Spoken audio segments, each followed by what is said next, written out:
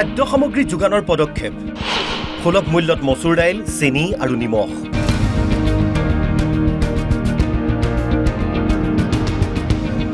কেন্দ্ৰ আৰু ৰাজ্য চৰকাৰে জনসাধাৰণক খাদ্য সামগ্ৰী যোগানৰ ব্যৱস্থা কৰি আহিছে ৰাষ্ট্ৰীয় খাদ্য সুৰক্ষা আইনৰ আওতাত পৰা পৰিয়ালসমূহে লাভ কৰিছে এই সুবিধা বিনামূলীয়াকৈ চাউলৰ যোগান ধৰি আহিছে চৰকাৰে এতিয়া আৰু তিনিবিধ নতুন সামগ্ৰী সুলভ মূল্যত যোগান ধৰিব ৰেচন কাৰ্ড থকা পৰিয়ালে সুলভ মূল্যত পাব মচুৰ দাইল চেনি আৰু নিমখ 10 নৱেম্বৰৰ পৰা আৰম্ভ হয় এই আঁচনি মহানগৰীৰ শ্ৰীমন্ত শংকৰদেৱ কলাক্ষেত্ৰত অনুষ্ঠিত হয় কেন্দ্ৰীয় শুভাৰম্ভণী অনুষ্ঠান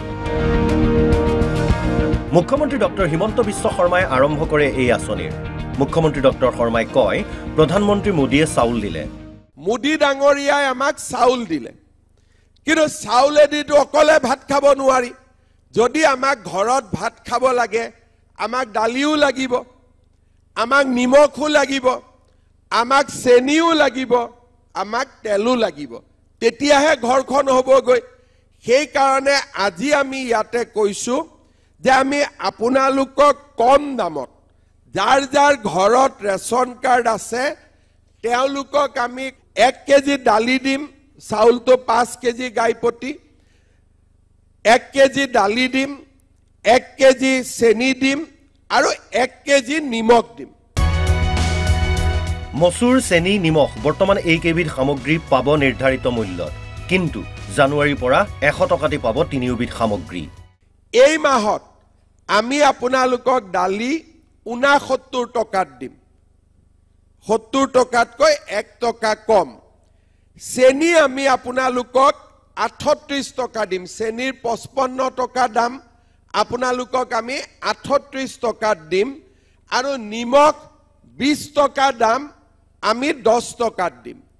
কিন্তু জানুৱাৰী মাহৰ 1 তাৰিখৰ পৰা মই এটা ভাবিছো যে 69 টকা দিলে 1 টকা কোনে ঘূৰাই দিব দোকানীয়েটো 70 টকাই ৰাখি থব সেই কাৰণে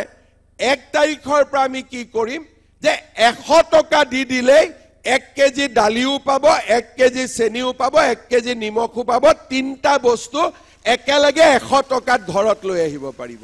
কলাক্ষেত্ৰত অনুষ্ঠিত এই কেন্দ্ৰীয় অনুষ্ঠানৰ লগতে ৰাজ্যৰ সকলো সুলভ মূল্যৰ দোকানত স্থানীয় বিশিষ্ট ব্যক্তিৰ উপস্থিতিত মুকলি কৰা হয় আঁচনিখন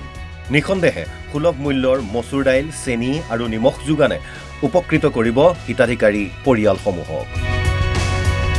ভিডিঅ' জাৰ্নেলিষ্ট কৃষ্ণ শইকীয়াৰ সহযোগত জিতুমণি ডেকাৰ ৰিপৰ্ট অসম লাইভ 24 খাদ্য সামগ্ৰী যোগানৰ পদক্ষেপ সুলভ মূল্যত মচুৰ দাইল চেনি আৰু নিমখ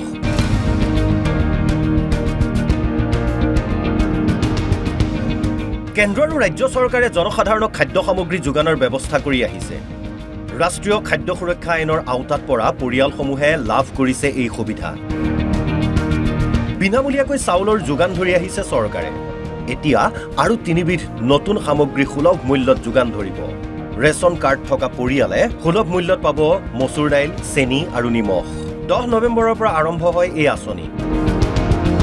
মহানগৰীৰ শ্ৰীমন্ত শংকৰদেৱ কলাক্ষেত্ৰত অনুষ্ঠিত হয় কেন্দ্ৰীয় শুভাৰম্ভণী অনুষ্ঠান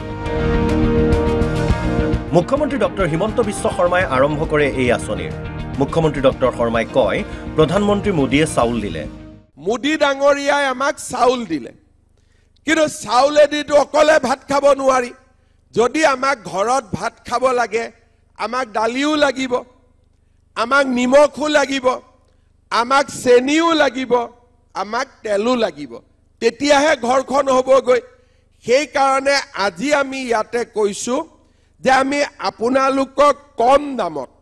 যাৰ যাৰ ঘৰত ৰেচন কাৰ্ড আছে তেওঁলোকক আমি 1 কেজি দালি দিম চাউলটো 5 কেজি গাইপতি 1 কেজি দালি দিম